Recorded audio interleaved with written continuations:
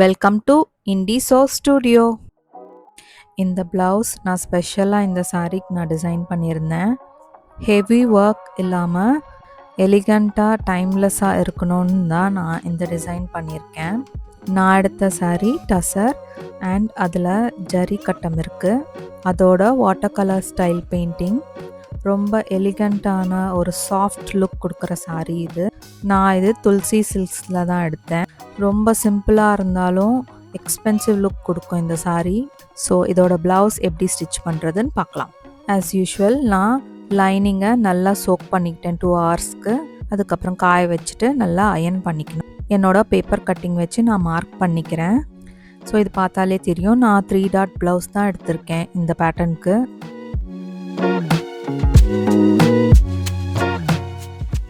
Front and back darts trace பண்ணிக்கிறேன்.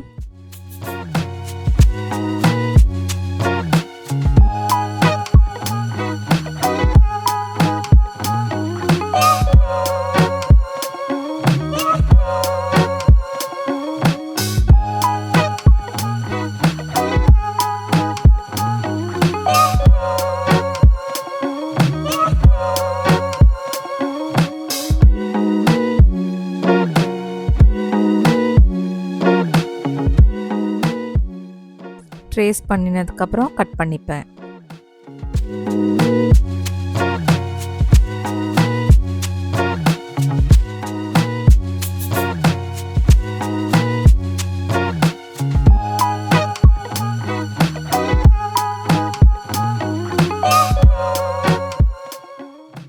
நான் பட்டிக்கு இங்கே 4 பீஸாக எடுத்துப்பேன், அதாவது 2 பேர்ஸாக.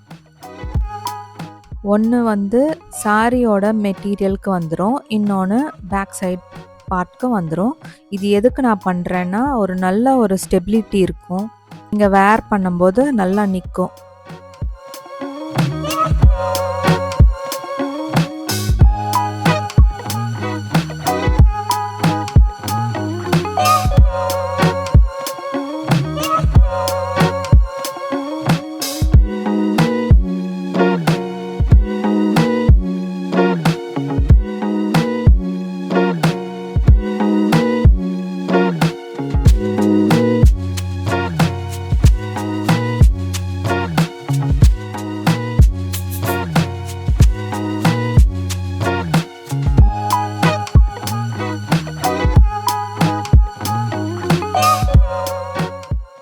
லைனிங் நான் கட் பண்ணியாச்சு.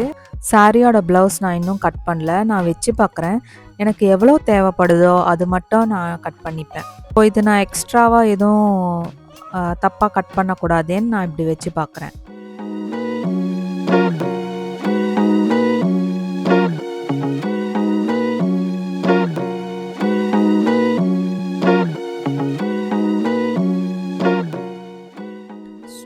பின்ஸ் போட்டு செக்யூர் பண்ணிக்கிறேன், அப்போ தான் கட் பண்ணுறதுக்கு ஈஸியாக இருக்கும்.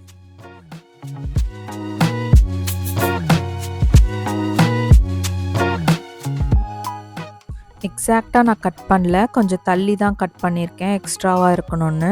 ஏன்னா இந்த மெட்டீரியல் கொஞ்சம் மூவ் ஆகுது, கண்டிப்பாக ஸ்டிச் பண்ணும்போது எக்ஸ்ட்ராவாக இல்லை ஷார்ட்டேஜாக ஆகும்.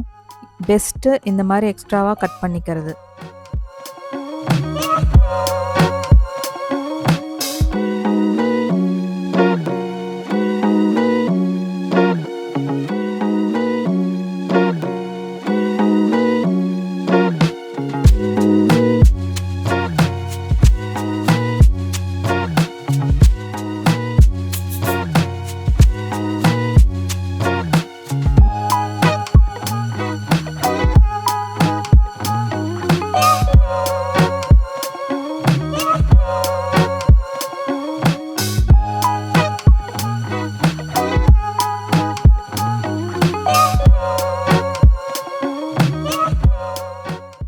பேக் நெக்கில் ஐ மாதிரி ஒரு ஷேப்பில் கட் ஒர்க் பண்ணலான்னு இருக்கேன். நான் எனக்கு தகுந்த மாதிரி நான் மெஷர்மெண்ட் எடுத்துக்கிட்டேன். பெரிய ஐயா வேணும்னா இன்னும் கூட கொஞ்சம் டீப்பாக போகலாம், பட் நான் ப்ரிஃபர் பண்ணல அந்த மாதிரி. இதுக்கான எக்ஸாக்ட் மெஷர்மெண்ட்டுன்னு எதுவுமே இல்லை. இதுவும் நான் வரைஞ்சி பார்த்துக்கிட்டேன். எனக்கு சாட்டிஸ்ஃபை ஆனதுக்கப்புறம் தான் நான் ஃபைனலாக கட் பண்ணேன்.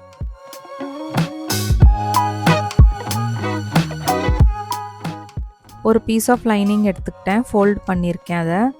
இந்த கட் ஒர்க் மாதிரி பண்ணுறதுக்கு லைனிங் பீஸ் அண்ட் ஒரு கேன்வாஸ் அதே ஷேப்பில் இருக்கணும். ஸோ இந்த வீடியோவில் காமிக்கிற மாதிரி நான் ட்ரேஸ் பண்ணிக்கிட்டேன். ட்ரேஸ் பண்ணினதுக்கப்புறம் சீம் அலவன்ஸ் எடுத்துக்கிட்டேன். சீம் அலவன்ஸ் வந்து ஒரு 1 இன்ச் அந்த மாதிரி எடுத்துக்கலாம்.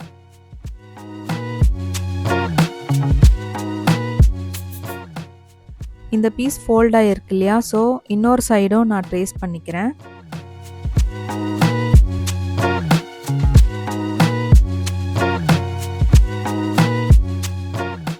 நான் இங்கே செக் பண்ணிக்கிறேன்.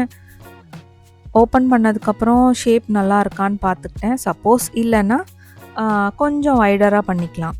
ஸோ இதே மாதிரி டியர் ட்ராப்போ இல்லை டைமண்ட் எது இருந்தாலும் பண்ணிக்கலாம்.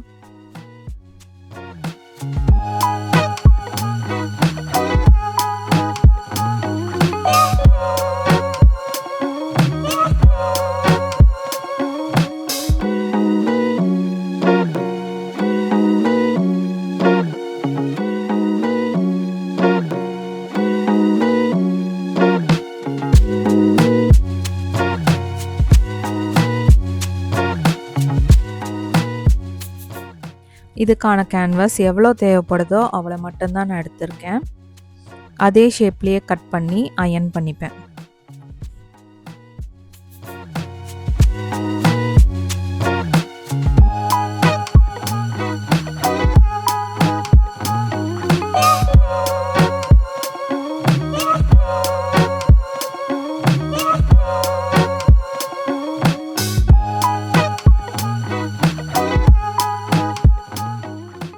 அயர்ன் ஸ்டார்ட் பண்ணுறதுக்கு முன்னாடி ஃப்ரண்ட் நெக் அண்ட் பேக் நெக்குக்கு நான் கேன்வாஸ் கட் பண்ணியிருந்தேன். எக்ஸ்ட்ரா லைனிங் பீஸ் வச்சு நான் அயர்ன் பண்ணிக்க மாட்டேன், டைரெக்டாக லைனிங்லேயே அட்டாச் பண்ணிவிடுவேன்.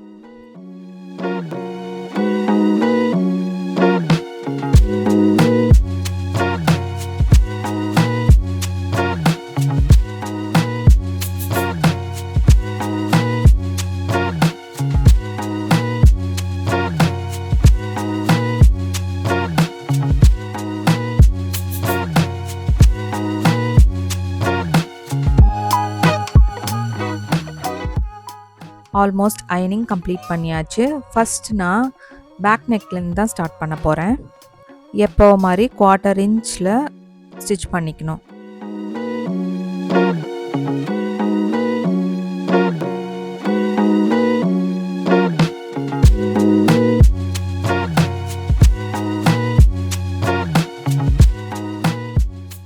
ஆஸ் யூஷுவல் நெக் எப்படி ஃபினிஷ் பண்ணோமோ அந்த மாதிரி தான். எக்ஸ்ட்ரா பீசஸ் எல்லாம் கட் பண்ணிவிட்டு அப்புறம் நாச்சஸ் கொடுத்துட்டு திருப்பிட்டு அதுக்கு மேலே ஒரு டாப் ஸ்டிச் கொடுப்போம் லைனிங் மேலே.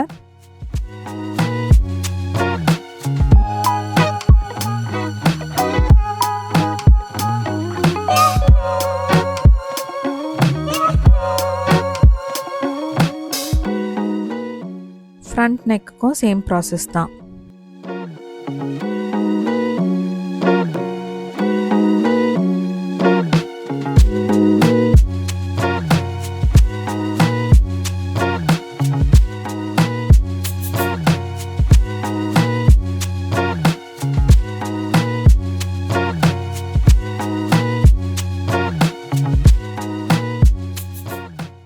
நெக் எல்லாமே கம்ப்ளீட் பண்ணிட்டேன். நெக்ஸ்ட்டு லைனிங் அண்ட் மெயின் ஃபேப்ரிக்கை வச்சு டாப் ஸ்டிச்சஸ் போட்டுக்கிறேன். இதை பேஸ்டிங் ஸ்டிச்சுன்னு கூட சொல்லலாம்.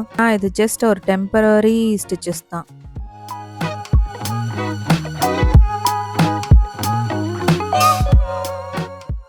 அப்படியே நான் டாட்ஸையும் கம்ப்ளீட் பண்ணிடுவேன், ஃப்ரண்ட் அண்ட் பேக் டாட்ஸுமே. அன்ஃபார்ச்சுனேட்லி ஃப்ரண்ட் டாட் நான் ஸ்டிச் பண்ணது அந்த வீடியோ டெலீட் ஆகிடுச்சு. ஸோ என்னால் காமிக்க முடியல. பட் அது யூஸ்வலாக 3 டாட் ப்ளவுஸ் எப்படி ஸ்டிச் பண்ணுவோமோ அந்த மாதிரி தான். நெக்ஸ்ட்டு எதாவது ப்ளவுஸ் நான் ஸ்டிச் பண்ணேன்னா அது கண்டிப்பாக காமிக்கிறேன். இங்கே நான் பேக் கம்ப்ளீட் பண்ணிட்டேன். அந்த எட்ஜஸ் பார்த்திங்கன்னா தெரியும், அது மடித்து தைச்சிட்டேன். ப்ளஸ் ஹெம்மிங்க்கு நான் விட்டுருந்தேன். ஃப்ரண்ட் அண்ட் பேக் மேட்ச் பண்ணி பார்த்தா பேக் மேட்சே ஆகலை. ஸோ அதை பிரிக்க வேண்டியதாக ஆயிடுச்சு. ஐ ஷேப்பில் பேட்ச் வைக்கிறதுக்கு மிட்லைன் எடுத்திருக்கேன்.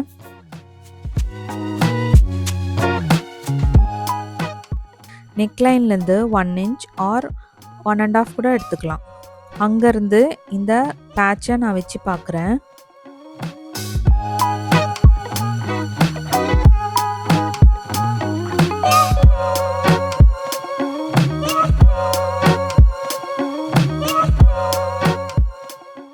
அந்த ஃப்ரண்ட் சைடில் மட்டும்தான் ட்ரேசிங் இருந்தது, பேக்கில் இல்லை.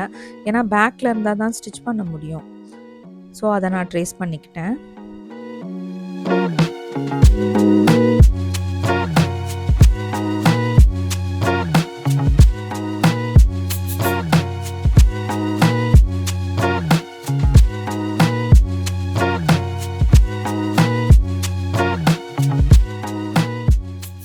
ஃபஸ்ட்டு ஒரு 1/4 இன்ச் மட்டும் சைட்ஸில் ஸ்டிச் பண்ணிப்பேன்.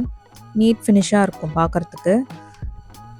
ஸோ எல்லாம் கம்ப்ளீட் பண்ணதுக்கப்புறம் அந்த பேட்சை நான் ஹெம் பண்ணிவிடுவேன் ப்ளவுஸோட.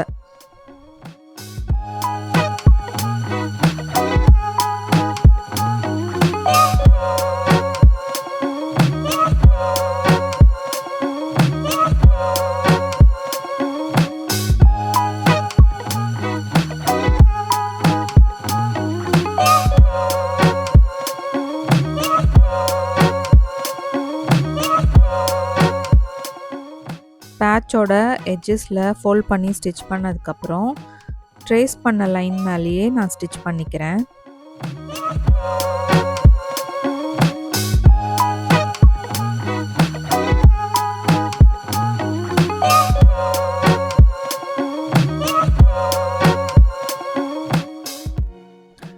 இப்போது அந்த கேப்பில் கட் பண்ணிக்கிறேன். சுற்றி ஒரு 1/4 இன்ச் இருந்தால் போதும்.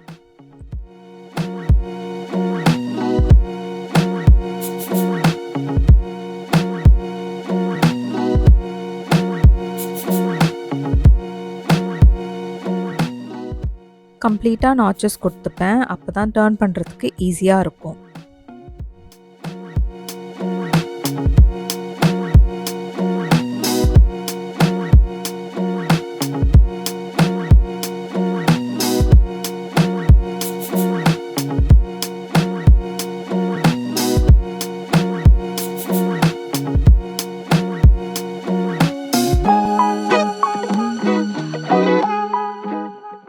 நல்லா ஒரு ப்ரெஸ் கொடுத்துக்கிட்டா கிறிஸ்பாக இருக்கும் பார்க்குறதுக்கு.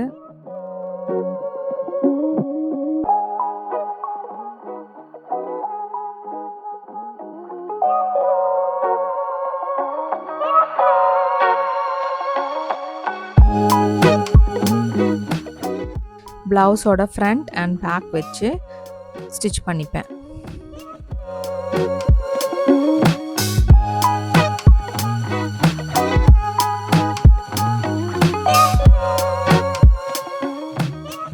இங்கே நான் ஒரு மிஸ்டேக் பண்ணியிருந்தேன். பட்டி வைக்கவே நான் சுத்தமாக மறந்துட்டேன். அதுக்கு முன்னாடியே நான் ஷோல்டர்ஸ் ஜாயின் பண்ணிட்டேன். ஸோ யூஸ்வலாக ரோல் பண்ணி ஸ்டிச் பண்ணுவாங்க இல்லையா, ஸோ அந்த மெத்தட் தான் இங்கேயும் பண்ணேன். நெக்ஸ்ட்டு ஸ்லீவ்ஸ் தான். ப்ளவுஸ் ஃபேப்ரிக்கும் லைனிங்கும் வச்சு ஸ்டிச்சஸ் போட்டுக்கிறேன். 1/4 இன்ச் மட்டும் மடித்து தைச்சிக்கிறேன். ஸ்லீவ்ஸ்க்கு நான் 1 இன்ச் சீம் அலவன்ஸ் எடுத்திருக்கேன். அதில் வந்து 1/4 இன்ச் நான் இப்படி தைச்சிப்பேன். அதுக்கப்புறம் மடித்து நான் ஹெம் பண்ணுற மாதிரி எனக்கு ஐடியா. இந்த ப்ளவுஸில் நான் டாப் ஸ்டிச்சஸ் எல்லாமே அவாய்ட் பண்ணிக்கிட்டேன். இந்த ப்ளவுஸ் எனக்கு ரொம்ப நீட்டாக ஃபினிஷ் பண்ணோன்னு ஒரு ஆசையாக இருந்தது. ஸோ நான் அந்த மெத்தட் ஃபாலோ பண்ணிக்கிட்டேன். டைம் வேஸ்ட் ஆனால் கூட பரவாயில்லன்னு நான் ஒரு ஃபோல்டுலேயும் எங்கெங்கே ஹெம் பண்ணணுமோ அங்கெல்லாம் நான் ஹெம் பண்ணிக்கிட்டேன். என்னோடய மோஸ்ட் ஃபேவரட் வந்து இந்த ஃப்யூசிங் டேப் தான். ஃப்யூசிங் டேப் இருக்கிறதுனால எனக்கு ரொம்ப ஈஸியாக இருக்கும் ஹெம் பண்ணுறதுக்கு. எங்கெல்லாம் எனக்கு ஃபோல்டிங் வேணுமோ அங்கெல்லாம் நான் ஃப்யூசிங் டேப் யூஸ் பண்ணி ஸ்டிக் பண்ணிவிடுவேன். இதுதான் நான் சொன்னேன், நான் தப்பாக வந்து ஸ்டிச் பண்ணிட்டேன். ஸோ அதெல்லாம் பிரித்து அதுக்கப்புறம் ஃப்ரண்ட்டோட பேனல் வச்சு பார்த்தேன். எவ்வளோ வேணுமோ அவ்வளோ மட்டும் நான் மடிச்சுட்டு ஸ்டிச் பண்ணிப்பேன். அதுவும் இல்லாமல் டாப் ஸ்டிச் நான் போட மாட்டேன், மடித்து ஹெம்மிங் தான் பண்ண போகிறேன். அதுக்கு முன்னாடி நல்லா ஒரு ப்ரெஸ் கொடுத்துக்கிட்டா ஹெம் பண்ணுறதுக்கு ஈஸியாக இருக்கும். ப்ளஸ் ஆஸ் யூஷுவல் நான் வந்து ஃப்யூசிங் டேப் யூஸ் பண்ணி ஃபிக்ஸ் பண்ணிப்பேன். ஃப்ரண்ட் அண்ட் பேக் ரொம்ப நீட்டாக வந்திருக்கு. அண்ட் ஸ்லீவ்ஸும் நல்லா கிறிஸ்பாக இருக்குது பார்க்குறதுக்கே. ஸ்டிச்சஸ் எதுவுமே இல்லாமல் நல்லாயிருக்கு. இங்கே வந்து நான் ஷோல்டருக்கு சின்னதாக ஒரு பேட்ச் கொடுக்கலான்னு. இது பேட்சுன்னு நான் சொல்ல மாட்டேன். இது எதுக்கு பண்ணுறேன்னா, எனக்கு ஷோல்டரில் கொஞ்சம் அந்த ஜரி குத்துன மாதிரி இருந்தது. அதனால் ஒரு சின்ன பீஸ் ஆஃப் கிளாத் எடுத்துக்கிட்டேன். ஒரு 1 இன்ச் இருக்கும். 1/4 இன்ச் அந்த மாதிரி ஸ்டிச் பண்ணிக்கிட்டேன் ஷோல்டர்ஸில். ஃப்ரண்ட் சைட்லேருந்து ஸ்டிச் பண்ணிக்கிட்டேன். அதுக்கப்புறம் மடித்து பேக்கில் ஸ்டிச் பண்ணிப்பேன்.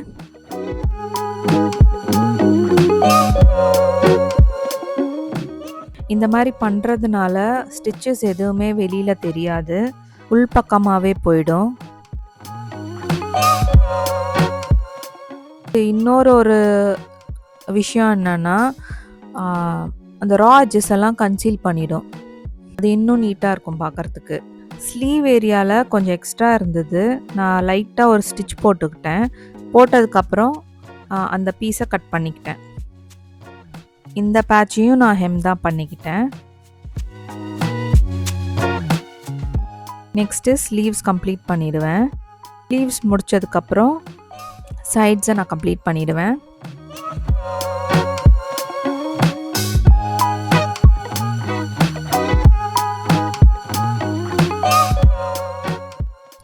என்கிட்ட ஓவர்லாக் மிஷின் இல்லை. ஆனால் நான் ஃபஸ்ட்டு வச்சுருந்த மிஷின் உஷா ஜெனோம் தான் இருந்தது.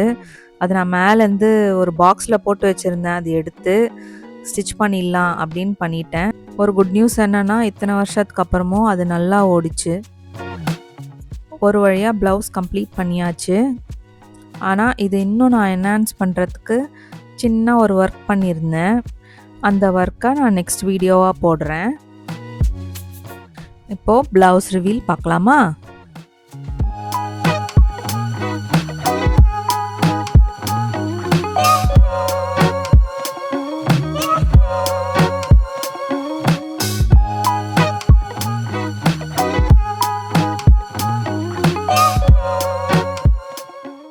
இந்த லுக் எப்படி இருந்ததுன்னு கீழே காமெண்ட்டில் சொல்லுங்கள். இந்த மாதிரி outfit idea, styling inspiration and sowing content உங்களுக்கு ரொம்ப பிடிச்சிருந்ததுன்னா என்னோட சேனலுக்கு சப்ஸ்கிரைப் பண்ணுங்கள். தேங்க்யூ ஃபார் வாட்சிங் my video and I'll see you next time. Bye.